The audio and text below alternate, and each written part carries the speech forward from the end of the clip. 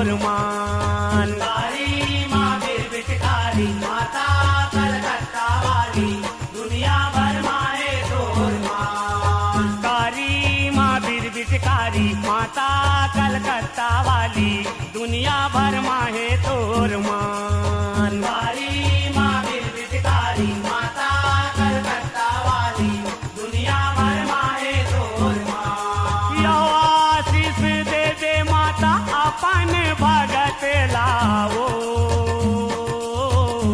अपने चेलई का तय हजान।